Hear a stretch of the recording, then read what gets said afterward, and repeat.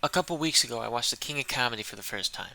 Such a fun, sad, but also amazing film. I hadn't seen something that piqued my interest quite like this movie did. I just kept thinking about this movie over and over. It's a great and funny experience from start to finish, and the movie never overstays its welcome. It knows exactly when to stop and when to pick up the pace. Directed by Martin Scorsese and written by Paul D. Zimmerman, at its core, The King of Comedy is about celebrity worship and where it can lead. Rupert Pupkin, played by Robert De Niro, is an aspiring comedian who is obsessed with show host and comedian Jerry Langford, played by Jerry Lewis. Rupert tries to get in contact with Jerry after being told to call his office, but is shut down at every turn. This all leads up to the fateful and exciting moment where Rupert and obsessed fan Masha, played by Sandra Bernard, kidnap and hold Jerry Langford captive so Rupert can get a spot on his show.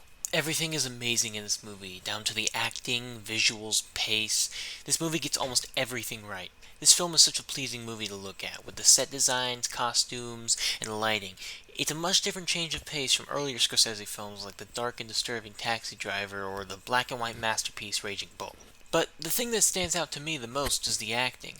Every single actor does a fantastic job. Diane Abbott does a stellar job as Rita, the love interest to Rupert and the recipient of most of his awkwardness. Sandra Bernard and Lewis give great performances, and Robert De Niro really shines as Rupert Pupkin. Some actors, I watch their movies and I understand the character, but I still see the actor. When watching this, I could hardly believe that I was watching De Niro. He truly feels like Pupkin. There are some great scenes in this film that really encapsulate who Rupert Pupkin as a character is. He's awkward, self-centered, and probably a sociopath. One of my favorite scenes has to be when Rupert is having dinner with Rita, and he awkwardly gives her his autograph. It's such a small scene, but it really goes towards who Rupert is. He's such a cringe and pitiful character, and I absolutely love it. De Niro does a great job of portraying him. Sometimes it's hard not to feel for the guy, but then he goes and kidnaps Jerry. The dream segments show this like no other. He dreams of being in the big leagues and acts it out, which is very relatable. I also love how the ending of the film is up for interpretation on whether it's real or not. Personally, I believe it's a mix of real and dream. It is truly difficult to put into words how this movie feels to watch and how much I love it.